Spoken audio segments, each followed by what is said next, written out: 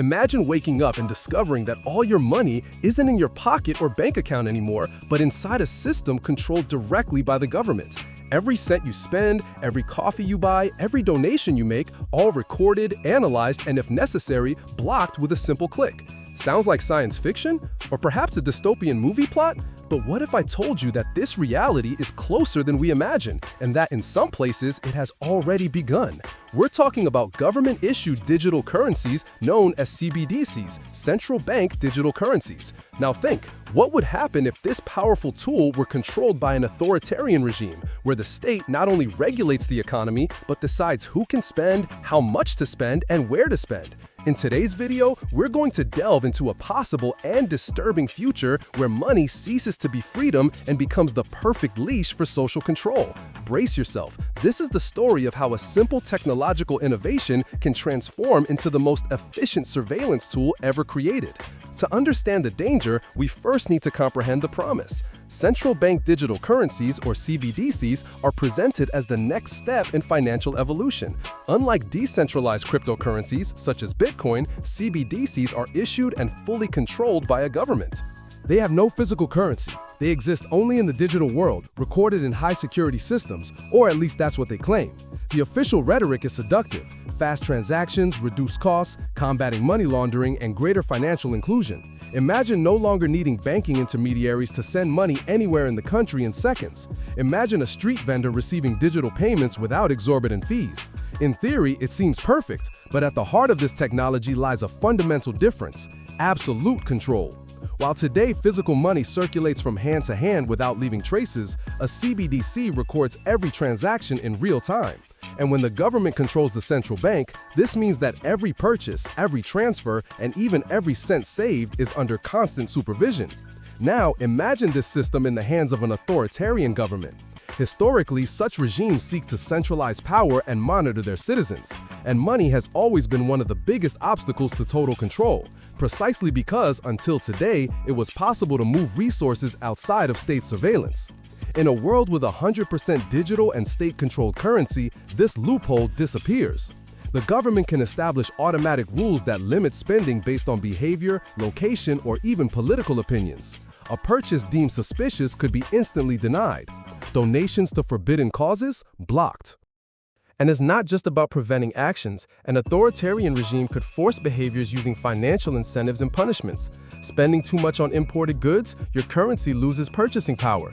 Saving too much instead of spending to drive the economy, automatic fees erode your account.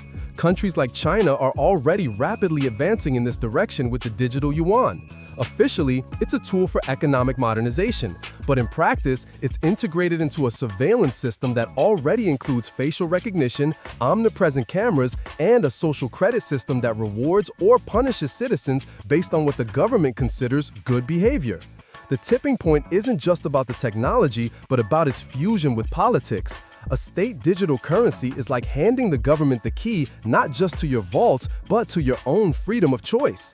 And when a regime decides what is right or wrong, that line can shift at any moment without warning.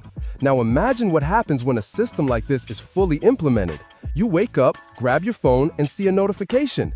Your available balance for leisure has been exhausted this month. New purchases in this category will be blocked until the next cycle. It's not an error, not fraud. It's simply the programming of your own money, defined by someone you don't even know, but who decides what's best for you, or more accurately, for the regime. This isn't just an economic issue, it's a matter of power. With a programmable state digital currency, authoritarian governments can create policies that go far beyond what any physical law would allow. They can impose expiration dates on money, forcing people to spend before it expires, boosting sectors of the economy that interest them. They can restrict travel, blocking transactions outside a certain geographic area. And worse, they can punish political opponents by cutting off access to basic goods.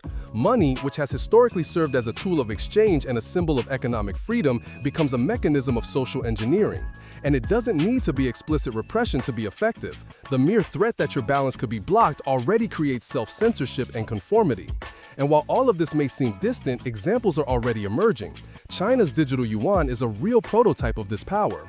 Unlike a credit card, which can be refused by a merchant, the refusal of a state digital currency means you simply can't pay anywhere.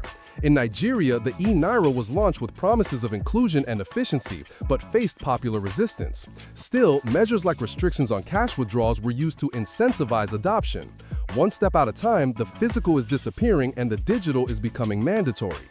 What's alarming is that unlike technological tools that can be turned off, once money becomes 100% digital and state-controlled, there's no escape. There's no under the mattress to store points. There's no cash for private exchange. Every penny goes through a central filter, and this filter obeys a single command, that of the power at the top.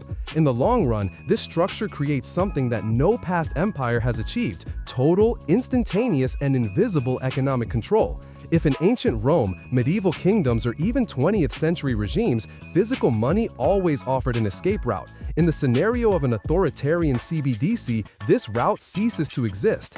It's the perfect prison, without bars, without guards, but with doors that only open for those with the right permission. When looking at this possible reality, the question arises, are we prepared to trade convenience for freedom? Because that is exactly the trade-off that a state digital currency in authoritarian hands can represent. The technology itself is not the villain. Just as electricity can illuminate a city or power a war machine, CBDCs can boost the economy or become the greatest instrument of oppression in modern history. It all depends on who holds the reins. The thing is, in authoritarian regimes, the reins are never left loose. And unlike political changes that take years to consolidate, a digital system can be updated and reprogrammed in seconds without public consultation. Today, the limit spending by category function may serve to combat crimes, tomorrow to punish those who criticize the government. When studying critical moments in history, from grain control in ancient Egypt through currency manipulation in the Roman Empire to bank account seizures in 20th century regimes, we notice a pattern. When economic power is concentrated in the hands of a few, individual freedom becomes fragile. A CBDC in an authoritarian regime not only follows this pattern but takes it to an unprecedented level. And the most unsettling part? This change can occur without revolution, without tanks in the streets, without the majority realizing what's happening, until it's too late. A simple system update can redefine the rules of your money while you sleep. That's why the debate about government-issued digital currencies needs to go far beyond efficiency or modernity. It's about limits of power, privacy, and the right of each individual to decide what to do with their own labor turned into value. In the end, the question that remains is, if one day you wake up and realize that every penny of yours is supervised, controlled, and programmed by those in power, what will be left of your freedom? If this reflection resonated with you, please leave your comment below. Would you accept living in a 100% state-run digital system, even under an authoritarian government? Don't forget to subscribe to the Enriching World channel, turn on the notification bell, and share this video. Here, we continue to explore the stories, conspiracies, and hidden truths that shape the past, present, and future of money.